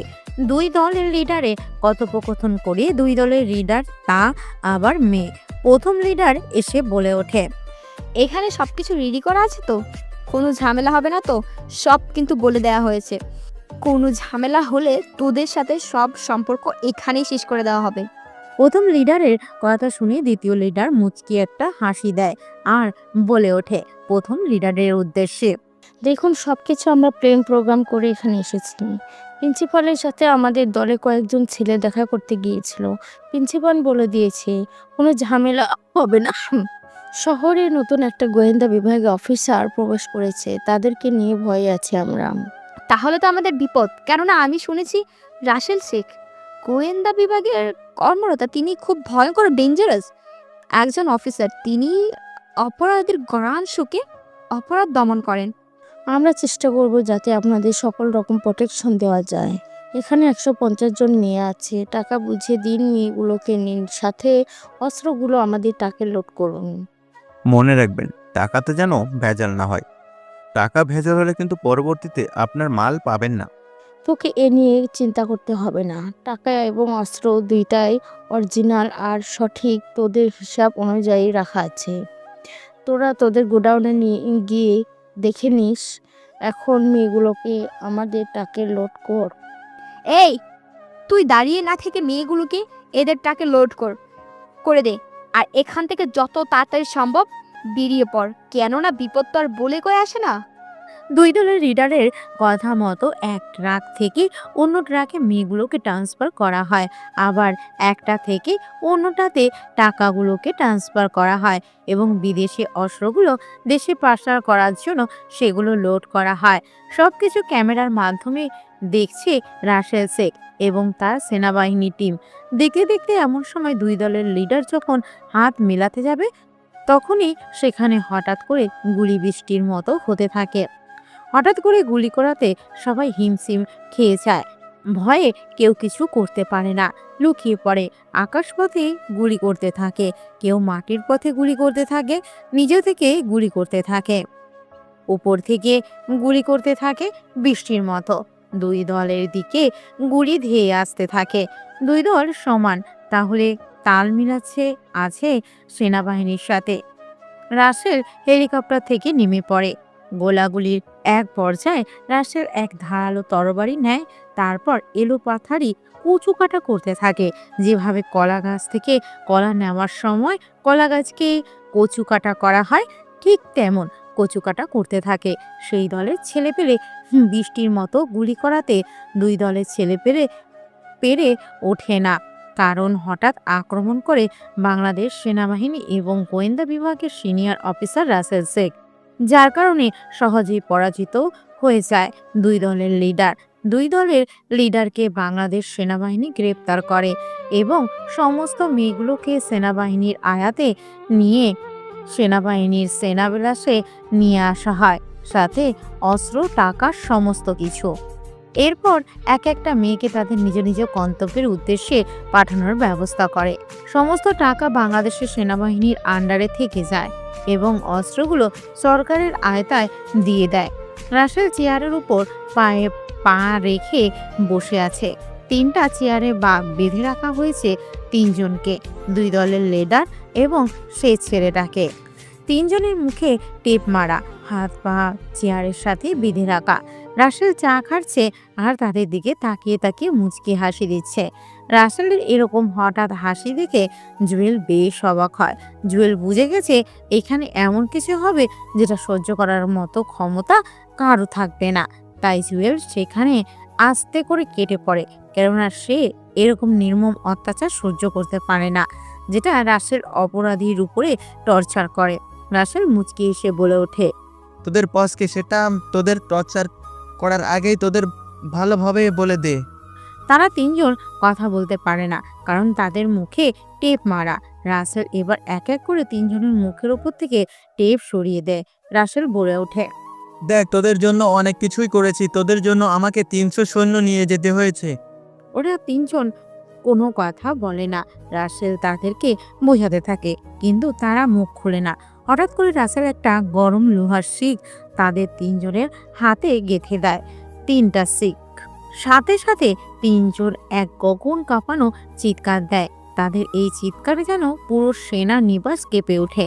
জুয়েল বাইরে থেকে দৌড়ে এসে দেখতে পায় গরম একটা লোহার শিক তাদের তিনজনের হাতে গেঁথে দিয়েছে। ব্যথায় ছটফট করতে থাকে তারা তিনজন, যেন জীবনটা শরীর থেকে বেরিয়ে যাচ্ছে, আত্মাটা যেন তাদের জীবন থেকে পালিয়ে যাচ্ছে। এরপর রাসেল তাদের মুখের উপর আরও ট্যাপ মেরে দেয়। তারপর তাদের পায়ের নিচে 3টা গরম পানির বালতি রাখে। তারপর তাদের তিনজনের পাগুলো সে গরম পানিতে চেপে ধরে। মুহূর্তের মধ্যে পাগুলো পুড়ে সেখানে ফোসকা দিয়ে দেয়। ছেলেটা সহ দুই দলের লিডার গোঙাতে থাকে। ব্যথা আর যন্ত্রণা যেন তারা সহ্য করতে পারে না। এরপর তাদের পায়ের নিচ থেকে গরম পানি সরিয়ে নেওয়া হয়। তারপর রাসেল নিজের পা দিয়ে তাদের তিনজনের পাগুলো চেপে ধরে। মুহূর্তের মধ্যে ফোসকাগুলো গলে গিয়ে পাটা ন্যাচাকার আর অবস্থা হয়ে যায়। দেখতে কেমন যেন ভয়ঙ্কর লাগে। পা দুটো বিশ্রী হয়ে যায়, প্রায় তিনজনে আধমরা হয়ে গেছে। রাসেল এবার মুচকি হেসে তাদের মুখের টেপগুলো আবার সরিয়ে দেয় আর বলে ওঠে, এখনো তোদের হাতে অনেক সময় আছে, সত্যি সত্যি বলবি নাকি আরো অত্যাচার করব? এবার তারা তিনজন হাঁপিয়ে গেছে ভয়ে। দুই দলের লিডার সহ ছেলেটা মুখ খুলতে বাধ্য হয়। প্রথম লিডার বলে ওঠে, প্লিজ স্যার, আমাদের উপর আর অত্যাচার করবেন না। আমরা আপনার অত্যাচার আর সহ্য করতে পারছি না। আমি হলাম বিদেশের একজন এজেন্ট। আমি দেশে থেকে বিভিন্ন কন্ট্রাক্টর কাজ করে থাকি। প্রথম মহিলা লিডারটা কাঁদতে থাকে। এই বলে দ্বিতীয় মহিলা লিডার বলে ওঠে, আমি এদেশেই মানুষ। আমি প্রিন্সিপালের আন্ডারে কাজ করি, তবে প্রিন্সিপালের সাথে কে কে জড়িত আছে আমি এর কোনো কিছুই জানি না। স্যার, আর আমাকে মারবেন না, আমি আর সহ্য করতে পারছি না। আমি যা জানি সবটাই আপনাকে বলে দিচ্ছি। আমি বাংলাদেশেরই মানুষ, প্রিন্সিপালের আন্ডারেই কাজ করি, তবে প্রিন্সিপালের শহরের মেয়রের সাথে জড়িত আছে। প্রিন্সিপালকে ফুল সাপোর্ট দিচ্ছে শহরের মেয়র। যত কোটি টাকা হয় তারা দুজনেই ভাগাভাগি করে নিয়ে নেয়। আমরা দুজনের কাছ থেকে মেয়েগুলোকে কিনে নিতাম, তারপর সেগুলোকে আমরা বিভিন্ন দেশে বিক্রি করতাম ডাবল মুনাফা, যেমন কানাডা, ইউরোপ, আমেরিকা, ফ্রান্স, চীন, Japan, Thailand, Indonesia, Malaysia, Dubai, Brazil, Argentina, এই দেশগুলোতে বিক্রি করে দিতাম অধিক মুনাফা নিয়ে। আমি এদেশেই মানুষ। আমি প্রিন্সিপালের আন্ডারে কাজ করি, তবে প্রিন্সিপালের সাথে কে কে জড়িত আছে আমি এর কোনো কিছুই জানি না। আর আমরা গোডাউন থেকে মেয়েগুলোকে নিয়ে এদের কাছে বিক্রি করে দিতাম। কোটি কোটি টাকা নিয়ে সাথে এরা আমাদের অস্ত্র আর টাকা দিত। স্যার, আমি যতটুকু জানি সবটাই বলে দিয়েছি। আমি প্রিন্সিপাল আর মেয়রের আন্ডারে কাজ করতাম, বিনিময়ে তারা আমাকে টাকা দিত। তাদের সাথে অনেক ছেলেপেলেই কাজ করে যারা কলেজে এখনও আছে। প্রিন্সিপাল কলেজে থেকে মেয়েগুলোকে ব্ল্যাকমেল করে মেয়রের কাছে নিয়ে যেত, সেখান থেকে আমরা মেয়েগুলোকে বিদেশে পাচার করতাম। তাদের কথোপকথন শুনে রাসেলের মাথা বিগড়ে যায়। গরম চাটা এক ঢোকে খেয়ে ফেলে। এরপর গরম পানিটা তাদের তিনজনের মুখে সেটা দেয়। সাথে সাথে চোখ, মুখ, কান ঝলসে যায়। জোরে গিয়ে পুড়ে যায়, চামড়াগুলোতে ফোসকা দিয়ে দেয়। তাদের তিনজনকে দেখতে ভীষণ ভয়ঙ্কর লাগছে। তারা ছটপট করতে থাকে, শরীরটা জ্বলে যাচ্ছে। তাদেরকে কষ্ট দেওয়ার জন্য রাসেল এবার লবণ, মরিচ, পেঁয়াজ তাদের মুখের উপর সেটা দেয়। সাথে সাথে যেন তাদের শরীরে আগুন ধরে যায়, এতটাই তাদের শরীর জ্বলতে থাকে। চেয়ারে বাঁধা অবস্থায় থাকা তারা লাফালাফি করতে থাকে, ছটফট করতে থাকে, যেন মৃত্যু তাদের খুব কাছে। তারা তিনজনে যেন মৃত্যুর থেকেও ভয়ঙ্কর যন্ত্রণা সহ্য করতে থাকে। তারপর রাসেল জুয়েলকে ডাক দেয়। জুয়েলকে ডাক দিয়ে বলে ওঠে, জুয়েল, এদের কাজ থেকে সিগনেচার সহ এদের জবানবন্দি নিয়ে নাও। এদের দুনিয়া থেকে বিদায় করার সময় চলে এসেছে। তারপর জুয়েল ভয়ে ভয়ে তাদের জবানবন্দি নিয়ে তাদের কাছ থেকে সুই নেয়। এরপর তাদের গলার উপর ব্লেড দিয়ে কয়েকটা টান দেওয়াতে গলার শিরা উপশিরা কেটে গিয়ে ফিনকি দিয়ে রক্ত গড়গড়িয়ে পড়তে থাকে। মৃত্যুর দুয়ারে ঢলে পড়ে তারা তিনজন। এরপর তাদের তিনটা লাশকে কুমিরের পানিতে ফেলে দেওয়া হয়। দেখতে দেখতে রাত শেষ হয়ে যায়। পরের দিন একই বেশে একই ড্রেসে কলেজের মাঠে উপস্থিত হয় রাসেল। বর্ষা সিদ্ধান্ত নিয়ে নিয়েছে সে রাসেলকে আজকে ফলো করবে, সারাটা দিন ফলো করবে। সাথে সুলতানাকে নিয়েছে। বেশ কিছু মেয়েকে নিয়ে আজকে বর্ষা সিদ্ধান্ত নিয়েছে রাসেলকে চোখে চোখে রাখবে, রাসেলের সম্বন্ধে জানবে। কে এই ছেলে যে কিনা জেল থেকে চলে আসে, যেখানে বর্ষা কতজনকে জেল খাটিয়েছে, আজ পর্যন্ত কাউকে ছেড়ে দেয়নি, কিন্তু এই ছেলেটাকে ছেড়ে দিয়েছে। এটা বর্ষা মেনে নিতে পারছে না। তাই সে সিদ্ধান্ত নিয়েছে আজকে রাসেলকে ফলো করবে। রাসেল ভার্সিটিতে আসে। ভার্সিটিতে এসে পুরো ভার্সিটি ঘুরে দেখতে থাকে কোথায় কি আছে না আছে। প্রিন্সিপালের রুমের দিকে রওনা দেয় রাসেলের পিছন পিছন বর্ষা, তামান্না, সুলতানা এবং আরও কিছু ছেলে মেয়ে তাকে ফলো করতে থাকে। রাসেল ধীরে ধীরে প্রিন্সিপালের কেবিনে উকি মারতে থাকে। প্রিন্সিপাল ভিতরে কিছু একটা করছে। এমন সময় টেবিলের উপরে রাখা প্রিন্সিপালের ফোনটা বেজে ওঠে। প্রিন্সিপাল ফোনটা রিসিভ করতে ফোনের উপাস থাকা ব্যক্তিটা বলে ওঠে, প্রিন্সিপাল, তুমি সতর্ক ও সাবধান হয়ে যাও। কাল রাতে আমি খবর পেয়েছি বাংলাদেশের গোয়েন্দা বিভাগে রাসেল শেখ আমাদের কালো ধান্দার উপরে তার বাঘের থাপা মেরেছে। মেয়েগুলোকে সে নিজেদের আপনজনের কাছে ফিরিয়ে দিয়েছে। কোটি কোটি টাকা এবং অস্ত্রগুলো লুট করে নিয়েছে এবং মেরে ফেলেছে সেই তিনজন ছেলে মেয়েকে। প্রিন্সিপাল এই কথা শুনে তো চমকে ওঠে, কয়েক হাত দূরে গিয়ে ছিটকে পড়ে। ভয়ে বুক ধকভক করতে শুরু করেছে। হঠাৎ ঘাম ঝরতে শুরু করে। রাসেল বুঝতে পারে না হঠাৎ করে প্রিন্সিপালের কি হলো যে প্রিন্সিপাল ভয়ে এমন করছে। রাসেল বিষয়টা ভাবতে থাকে। প্রিন্সিপাল ভয়ে ভয়ে বলে ওঠে, কিন্তু ওর তো একথা জানার কথা নয়। কাল রাতে বান্দরবান খাগড়াছড়ি রাঙামাটিতে মালগুলো পাচার করছিলাম। ওখানে ও খবর পেল কার থেকে? প্রিন্সিপাল, তুমি হয়তো জানো না যে রাসেল শেখ কতটা ভয়ঙ্কর ও ডেঞ্জারাস একজন অফিসার। সেই অপরাধীদের ঘেরান সুখে অপরাধীদের জায়গায় চলে যায় আর সেইখানে গিয়ে অপরাধীদের নিঃসঙ্গভাবে হত্যা করে। ওর ক্যালেন্ডারে নেই কোনো দাড়ি, নেই কোনো কমা, একদম ফুল স্টপ।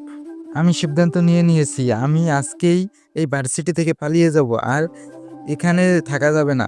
কেননা বিপদ কোনো সময় ভার্সিটিতে চলে আসবে, বলা যাবে না। রাসেল বুঝতে পারে না যে প্রিন্সিপাল হঠাৎ করে এত ঘাবড়ে গেল কেন।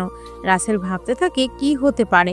রাসেল এবার নিজের পকেট থেকে একটা বক্স বের করে, তারপর রোবোটিং একটা মশা বের করে জানালা হালকা ফাঁকা করে ভিতরে ঢুকিয়ে দেয়, যেখানে প্রিন্সিপালের সব কথা শোনা যাবে এবং ভিডিও কলে কার সাথে কথা বলছে সেটা স্পষ্ট দেখা যাবে। রিমোট কন্ট্রোল দিয়ে কন্ট্রোল করতে থাকে সেই মশাটাকে। তারপর কানে হেডফোন লাগিয়ে রাসেল প্রিন্সিপাল ও মেয়রের সমস্ত কথা শুনতে থাকে। ফোনের ওপাশে মেয়র বলছে। মেয়রকে দেখে বেশ খানিকটা অবাক হয় রাসেল, তবুও মুচকে একটা হাসি দেয়। বর্ষা ও তার দলবল রাসেলের কর্মকাণ্ড দেখে হয়তোবা তারা বুঝতে পারে না আসলে এই ছেলেকে আর প্রিন্সিপালের কেবিনের দিকে এভাবে লুকিয়ে আছে কেন। তারা কোনো কিছুই বুঝতে পারে না, শুধু ভাবতে থাকে। তাদের মনে মনে অনেক কথা, কিন্তু জিজ্ঞেস করার সাহস পাচ্ছে না কাউকে। রাসেল সমস্ত কথা শুনতে থাকে। মেয়র বলে ওঠে, প্রিন্সিপাল, কালকে একটা ট্রাক যাবে কলেজে। তুমি যতগুলো ভার্সিটিতে ড্রাগস, মদ, বিয়ার এবং অস্ত্র আছে সবগুলোকে ট্রাকে লোড করে তুমিও সেখান থেকে পালিয়ে আসবে, যেন কেউ বুঝতে না পারে আমরা কালকেই এই শহর ছেড়ে চলে যাব। কিন্তু স্যার, এতগুলো ছেলে মেয়ের সামনে দিয়ে কি করে মালগুলো ট্রাকে উঠাবো? সেখানে যদি ছদ্মবেশে রাসেল শেখ চলে আসে তাহলে কি হবে? দেখো, মরতে তো আমাদেরও হবে, মরার আগে একটু রিস্ক নিতে হবে, না হলে এগুলো যাবে ওগুলো যাবে। তুমি একটা কাজ করো, ভার্সিটির পেছন দিক দিয়ে সব মালগুলো ট্রাকে লোড করে পেছনের গেট দিয়ে ট্রাকটাকে তুমি বের করবে। ঠিক আছে। তাদের কথোপকথন শুনে মুচকি একটা হাসি দেয় রাসেল। তারপর রাসেল পিছনে ঘুরে সমস্ত কিছু গুছিয়ে নিয়ে আবার নিজের ক্লাসরুমের উদ্দেশ্যে রওনা দেয়। বর্ষা ভাবতে থাকে আসলে ছেলেটা কে, কিন্তু বুঝতে পারে না। বর্ষা বলে ওঠে, সুলতানা, তুই জানিস এই ছেলেটা কি? আমার মোটেও সুবিধা মনে হচ্ছে না একে। দেখতে গরিব হলেও সত্যিকারের গরিব না। এর হাতে একটা কি ছেলে দেখলাম ড্রোনের মতো। ছেলেটাকে চোখে চোখে রাখতে হবে বর্ষা, তবেই আমরা বুঝতে পারবো আসলে এই ছেলেটার উদ্দেশ্যটা কি, কেন এই ভার্সিটিতে ভর্তি হয়েছে, ওর আসল পরিচয় কি। তুই একদম ঠিক বলেছিস। আজ থেকে ওকে আমি ফলো করব। ও যেখানে যাবে সেখানে আমি যাব। ও আসলে কে, ওর সত্যিকারের পরিচয়টা আমাকে বের করতেই হবে, যে করেই হোক। তারপর ওকে পুলিশে ধরিয়ে দিব। ছেলেটাকে দেখতে পুরো গুন্ডাদের মতো। এভাবে কথা বলে তারা চলে যায় নিজেদের ক্লাসরুমে। আজকে ফার্স্ট বেঞ্চে বসে আছে রাসেল। রাসেলের পাশে বসে আছে রাজ, তার বন্ধু। বর্ষা কোনো কিছু না বলে পিছনের বেঞ্চে গিয়ে বসে পড়ে। ম্যাডাম ক্লাস বোঝাতে থাকে, এক এক করে সমস্ত ক্লাস শেষ করে দেয়। তারপর ভার্সিটি ছুটি হয়ে যায়। গুটি গুটি পায়ে হেঁটে রাসেল চলে আসে একটা বস্তিতে। বর্ষা, সুলতানও আরও একটা মেয়ে মিলে ফলো করতে থাকে রাসেল। এটা বুঝতে পেরে বস্তির ভিতরে প্রবেশ করে রাসেল। তারপর কয়েকটা গলির ভিতর দিয়ে তাদেরকে চক্কর খাইয়ে হঠাৎ করে গায়েব হয়ে যায় রাসেল। বর্ষা ও তার দলবল হাজারো চেষ্টা করে রাসেলকে খুঁজে পেয়ে বের করতে পারে না। রাসেল সবার চোখে ধুলো দিয়ে চলে আসে সেনাবাহিনীর ক্যাম্পে। সেখানে এসে সমস্ত কিছু তৈরি করতে বলে কালকের জন্য, কেননা কালকে ফাইনাল খেলা খেলবে রাসেল শেখ। তাই সবাইকে নিজেদের মতো করে তৈরি এবং প্রস্তুত থাকতে বলে সমস্ত কিছু নিয়ে কালকেই শহরের মেয়র এবং শহরের প্রিন্সিপালের জীবনের ইতিহাস শেষ করবে। রাসেল বলে ওঠে, জুয়েল, তুমি সমস্ত কিছু তৈরি করো। দেখো, কালকে ভার্সিটিতে শেষ খেলাটা খেলবো। চোর পুলিশ খেলাটা কালকে শেষ করতে হবে। হ্যাঁ স্যার, আমাদের সমস্ত কিছু তৈরি করা আছে। আপনি অর্ডার দেওয়া মাত্রই বৃষ্টির মতো গুলি করা হবে তাদেরকে। ঠিক আছে, কালকের জন্য সবাইকে তৈরি থাকতে বলো। এই বলে রাসেল নিজের কেবিনে চলে যায়। তারপর ল্যাপটপে বসে কিছু একটা করতে থাকে। দেখতে দেখতে রাত হয়ে সকাল হয়ে যায়। ভার্সিটিতে প্রবেশ করছে অসংখ্য ছাত্রছাত্রী। রাসেল আজকে একটু স্মার্ট হয়ে এসেছে। আজকে একটু ভার্সিটিতে বেশি ছেলে পেলে দেখাচ্ছে। অন্যদিকে কলেজের পেছন দিয়ে ট্রাক প্রবেশ করছে। প্রিন্সিপাল এক এক করে ট্রাকে সমস্ত জিনিসপত্র লোড করতে থাকে। ছদ্মবেশে প্রবেশ করেছে রাসেলের অনেকগুলো সেনাদল। ট্রাকটা লোড করা শেষ যখন এটা চলে যেতে নিবে, এমন সময় প্রিন্সিপালের পায়ে বেশ কয়েকটা গুলি করে। গুলি শব্দে পুরো ভার্সিটি কেঁপে ওঠে। প্রিন্সিপাল মাটিতে লুটিয়ে পড়ে। ট্রাকের ভিতরে থাকা ছেলেপেলেগুলো বের হয়ে আসে। রাসেলের দলের সাথে সংঘর্ষ লেগে যায় প্রিন্সিপালের ছেলেপেলে গুলো। শুধু ভার্সিটিতে গোলাগুলির শব্দ শুনে ছাত্রছাত্রীরা এদিক ওদিক ভয়ে দৌড়ে শুরু করে দেয়। কোণের এক আড়াল থেকে বর্ষা লুকিয়ে দেখতে থাকে রাসেল গুলি করেছে প্রিন্সিপালকে। বিরাট রকমের একটা সংঘর্ষ তৈরি হয়ে যায়। এক এক করে প্রিন্সিপালের সমস্ত ছেলেকে মেরে ফেলে। তারপর প্রিন্সিপালকে মাটিতে টানতে টানতে নিয়ে আসে ভার্সিটির সামনের সাথে ট্রাকটা। এমন সময় সেখানে মেয়র এসে উপস্থিত হয়। রাসেল কোনো কিছু বলে ওঠার আগে মেয়র রাসেলের উপর গুলি চালায়। হঠাৎ আচমকা হওয়াতে রাসেলের ডান হাতে গুলি লাগে। এটা দেখে রাসেল একটা মুচকি হাসি দেয় আর বলে ওঠে, মেয়র তুই ভীষণ বোকা, মরার জন্য চলে এলি নিজ থেকে আজরাইলের কাছে। কথাটা শুনে মেয়র উচ্চস্বরে মুচকি একটা হাসি দেয় আর বলে ওঠে, আমি ভালো করেই জানি যে আমি বেঁচে থাকবো না, কিন্তু আমি মরার সাথে সাথে তোমাকেও মেরে মরব, কারণ তুই একটা ক্রিমিনাল অফিসার। তোর মতো সন্ত্রাসী অফিসাররা এই বাংলাদেশে মাটিতে আছে বলেই আমাদের মতো সাধু ব্যবসায়ীরা ব্যবসা করতে পারে না। মেয়র কথা বলছে, অন্যদিকে রাসেলের ডান হাত ঝুয়ের পিছন থেকে এসে মেয়রের কোমর বরাবর মারে এক লাথি। কয়েকটা আছাড় খেয়ে উল্টে পড়ে মেয়র।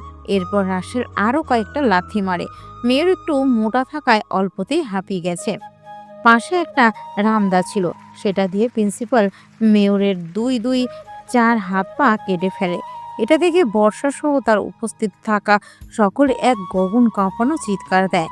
রাসেল বলে ওঠে, আমার হাতে যে অপরাধী ধরা পড়ে তাকে হয় পরপারে, আর না হলে গরুস্থানে। কথাটা বলে এলোপাতাড়ি ছুরি দিয়ে পেটের মধ্যে আঘাত করতে থাকে। মিনিটে প্রায় 135টার বেশি ছুরি দিয়ে আঘাত করেছে মেয়রের পেটে। মেয়রের পেট কেটে মেয়রের পেটে থাকা সমস্ত কিছু ছুরির সাথে বের হয়ে আসে। মেয়র সেখানে মৃত্যুর দুয়ারে ঢলে পড়ে এবং প্রিন্সিপালের গলার উপরে চালিয়ে দেয় তলোয়ারটা। প্রিন্সিপাল গলা কাটা মুরগির মতো ছটপট করতে থাকে। ছটপট করতে করতে সেখানে মারা যায়। এমন সময় আকাশ থেকে 5-5টা হেলিকপ্টার আসে। হেলিকপ্টারগুলো ভার্সিটির মাঠে ল্যান্ড করে।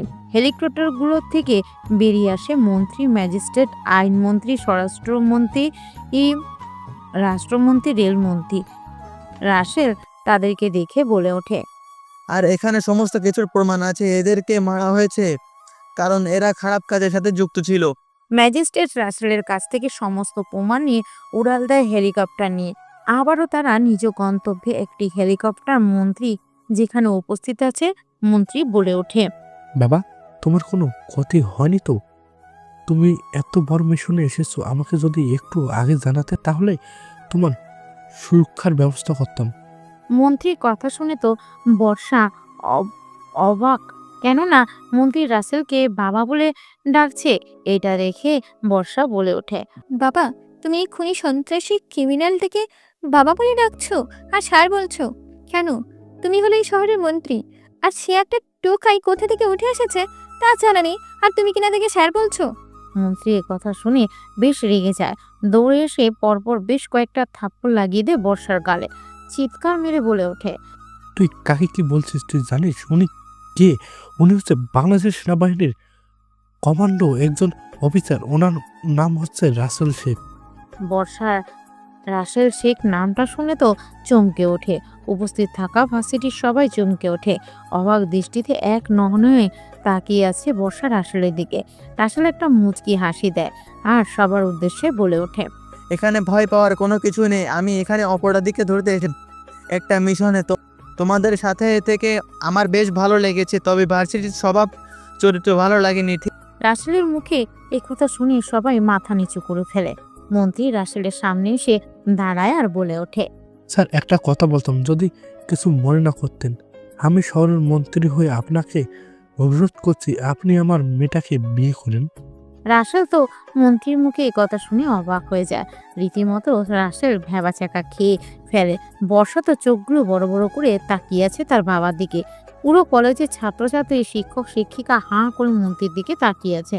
মন্ত্রী আবার বলে ওঠে, স্যার আসলে আমার মেয়েটা আপনার সাথে বিয়ে কেন দিতে চাচ্ছি সেটার কারণ আছে। কারণ আমার মেয়ে বদরাগী। আপনার মতে একজন অফিসারের হাতে আমার মেয়েকে তুলে দিলে আমার মেয়েটা হয়তো সঠিক পথে আসতে পারে। প্লিজ প্লিজ স্যার, আমি আপনাকে অনুরোধ করছি না। রাসেল কি করবে বুঝতে পারে না, ভাবতে থাকে। রাসেল বর্ষাকে পছন্দ করেছে, কিন্তু সে বলতে পারে না, কারণ তার জীবনে কোনো সিকিউরিটি নেই। যখন তখন পরপারে পাড়ি জমাতে পারে। তাই রাসেল আজ পর্যন্ত কোনো মেয়ের দিকে তাকায়নি। নিজের কাজ এবং ডিউটিকে সম্মান করে এসেছে। মন্ত্রী বারবার অনুরোধ করতে থাকে। রাসেল তার অনুরোধ ফিরিয়ে না দিতে পেরে বলে ওঠে, ঠিক আছে, আমি আপনার মেয়েকে বিয়ে করতে রাজি আছি। বিয়ের যত তাড়াতাড়ি সম্ভব দেওয়ার ব্যবস্থা করেন। একথা শুনে বর্ষা রেগে গিয়ে তেড়ে এসে বলে ওঠে, আমি ওনাকে বিয়ে করতে পারবো না। ওনার মতো একজন রাগী অফিসারকে বিয়ে করার আমার কোনো ইচ্ছে নেই। আর বাবা, আমি এখন বিয়ে করতে চাই না। এসব আমাকে বুঝিয়ে কোনো লাভ নেই। বেয়াদব মেয়ে কোথাকার, এক চোরে দাঁতের দাঁত পাটি ফেলে দিব। আমার উপরে কথা বলো। আমি সিদ্ধান্ত নিয়েছি তোমাকে বিয়ে দিব, মানে বিয়ে দিব। বাবা, তুমি এটা আমার সাথে করতে পারলে? তুমি আমার দাঁত কপাটি ফেলে দিবে? এরকম একটা রাগী টেন্সের ভয়ঙ্কর খুনি কিলারকে আমাকে বিয়ে করতে হবে? একথা শুনে সবাই হেসে দেয়। তারপর মন্ত্রী আর কোনো কথা না শুনে বর্ষাকে নিয়ে চলে যায়। এক এক করে ভার্সিটির সবাই রাসেলের কাছে ক্ষমা চায়। রাসেল সবাইকে ভালো হতে পারে। হেলিকপ্টারে চড়ে উড়াল দেয় সেনাবাহিনীর উদ্দেশ্যে। দেখতে দেখতে বিয়ের সময় চলে আসে। আজ রাসেলের বিয়ে। পরপর 35টা গাড়ি বেরিয়ে গেছে বাংলো থেকে। তারপর মন্ত্রীর বাড়িতে চলে আসে। দেখতে দেখতে বিয়ের সবকিছু হয়ে যায়। এরপর বর্ষাকে নিয়ে হেলিকপ্টারে বসে রাসেল উড়াল দেয় তার বাড়ির উদ্দেশ্যে। বাড়িটাকে অপরূপ সুন্দর করে সাজিয়েছে। ঘরের মধ্যে বসে আছে বর্ষা। রাসেল ভিতরে প্রবেশ করে রাসেলকে দেখে বর্ষা বলে ওঠে, আপনাকে বিয়ে করেছি বলে আপনি কিন্তু স্বামীর অধিকার চাইতে আসবেন না। আপনার মতো ভয়ঙ্কর মানুষের সাথে আমি এক রুমে থাকতে পারবো না। তোমার মতো একটা বেয়াদব মেয়েকে আমি আলাদা কোনো রুমে থাকতে দেব? আমার পরিবারের সমস্যা হওয়ার জন্য আমি আমার বেয়াদব বউকে আজকেই বোঝাবো যে রাসেলের পাওয়ার কতটা। আপনাকে সাবধান করলাম, বলে দিলাম আপনি কিন্তু আমার দিকে আসবেন না। না হলে কিন্তু এই ফল কাটা ছুরি দিয়ে আপনার গলার শিরা কেটে দিব।